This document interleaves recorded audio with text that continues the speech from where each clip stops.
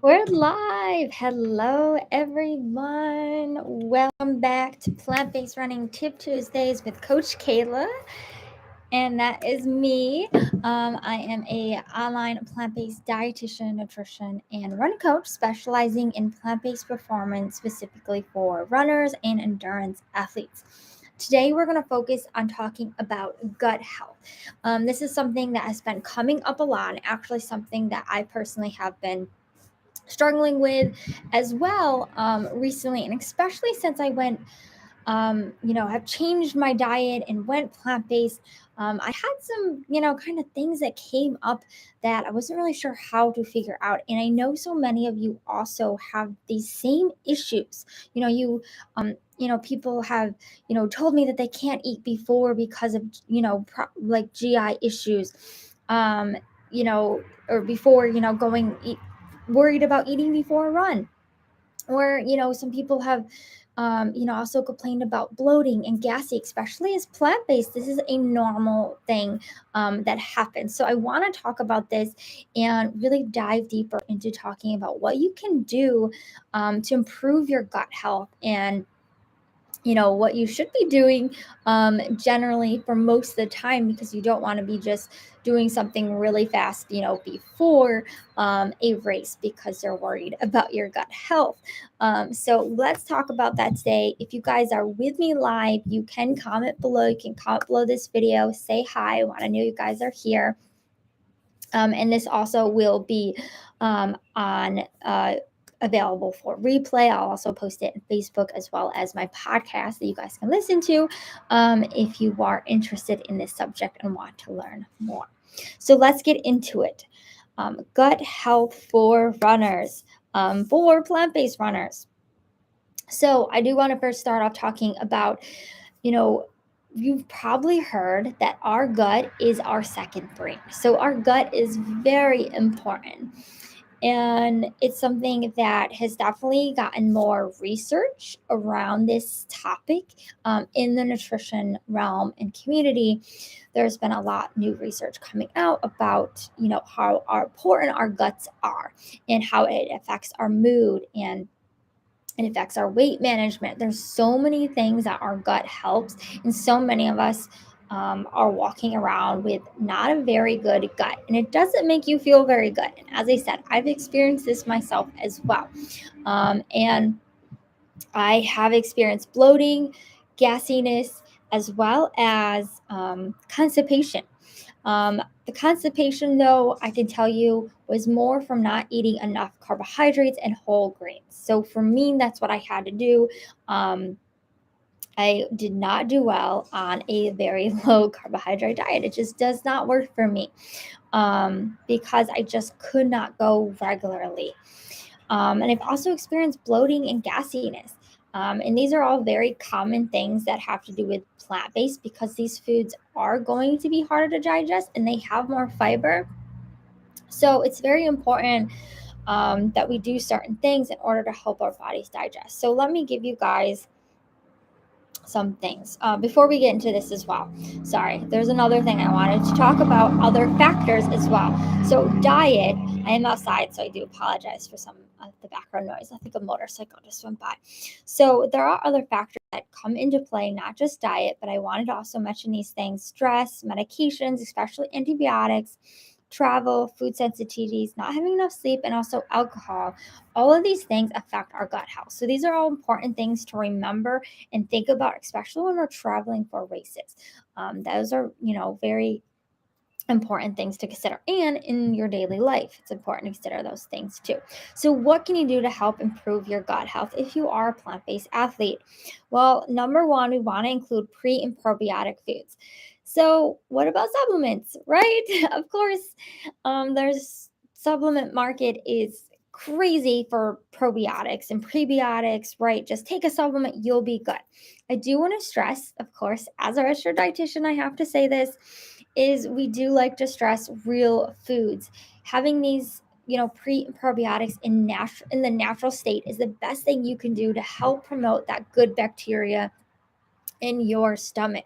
So our prebiotics are in asparagus and flax seeds. Those are plant-based foods that we need to make sure we're eating to promote this good bacteria in our guts, and also probiotic to get that good bacteria. All of your fermented foods. So sauerkraut, kimchi, kombucha, these are all things that are plant-based that we need to make sure we're eating more of. And this is something I actually recently discovered because I was having so much bloat and realized that I was actually not very regular, and not really special, not really actually, I don't even want to say constipation, but also just not going regularly, not going enough. So one thing that actually really helped was introducing these probiotic foods. I bought a cashew yogurt that was had probiotics in it. Fantastic. And also started drinking a shot of kombucha every single day. And you wouldn't believe, but it really did work. So these things really do help and they really do work.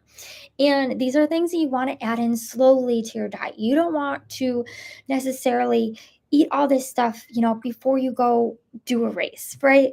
These are things we want to do slowly. Another thing that can help really well as well, if you're kind of new to plant-based or trying to introduce, eating more plant-based foods, is cooking your vegetables. This can also be really helpful to just help your digestive system digest the high fibrous foods that you're eating. And obviously cruciferous vegetables are beneficial, like broccoli and cauliflower, and we want to include those in our diet, but those are more gas producing. So if you're concerned about that, maybe those are foods you want to limit. Or the more you eat these foods, hopefully your body will start to kind of adjust as well. But obviously, if these are things that are kind of ongoing and don't ever really resolve, then that's when we know we really have an issue, right? But at first, when you're introducing new foods and eating more of these vegetables, it is common to have gassiness and bloating. So I do want to say that. That is normal. Another thing you could do is also take digestive enzymes.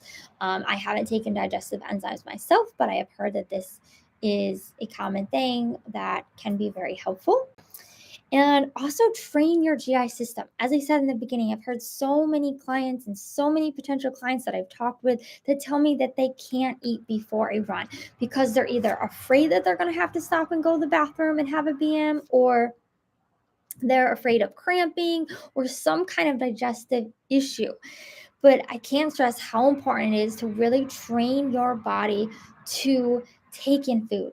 So train your body during your training to eat and drink before, eat and drink during, and eat and drink after your runs. Because if you're not doing those things, you're going to impact your performance. And it's really important that we practice these things, because you also don't want to do those things knowing, okay, I have to take 4 or 5 gels during the race, but I haven't done that during my training. You're going to get to your race and you could most likely have some kind of GI issue during that race. So we want to make sure we're practicing and getting our body used to it. And as I said before, do this in a slow way. Don't just bombard your digestive system. It's not going to work, and that's why most people have issues.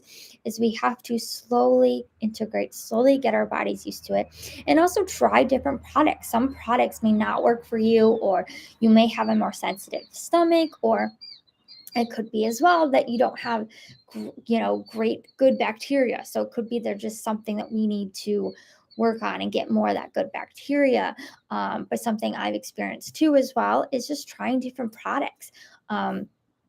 I've tried products that just don't work for me and have actually gotten more like acid reflux. I've also noticed alcohol really makes that acid reflux worse, and was a time when I was having a really hard time keeping my electrolytes down when I was training. I was running in very humid, hot weather, but I changed my product that I was using, and voila, it actually really helped. And also not drinking alcohol, that really helped as well. And also I wanted to say this as well. Let's see, my fifth fifth point, 1, 2, 3, 4, 5. Number 5 is drink lots of water. So when we are eating a high fiber diet, we need to make sure we are drinking enough water. And it doesn't mean just 3 glasses a day is enough. Most likely, as a runner, you may need a half to a gallon of water. And I know that can seem like a lot, but you can possibly need that much. Everybody is different about you kind of have to figure out the amount of water that works for you. I know for me, it's not always realistic to get a gallon of water, and that does seem like a lot of water. But if I even get a half a gallon of water, I just feel so much better. You can tell my lips are actually a little bit chapped, and I haven't been drinking as much water. So I know that it really helps. It really helps my gut health. It helps my skin, and it helps me perform better and feel better on my runs. So, to summarize all of that, include pre and probiotic foods before you take a supplement. I really want to emphasize try food first. Cook vegetables. Take digestive enzymes. Number 4 is train your GI by eating foods before, during, and after. And number 5 is drink lots of water. Continue to drink that water. Do whatever you have to do to drink that water, because I want you to have a happy gut and perform well. So if you guys have any questions, don't hesitate to reach out to me. You can find me on Facebook, Instagram, TikTok. You can reach out to me as well at KaylaSlaterRD@gmail.com or Kayla at plantbasedperformancecoaching.com as well. Feel free to reach out to me if you guys have any questions at all. And I hope to see you next week on Plant-Based Running Tip Tuesdays with Coach Kayla. Bye.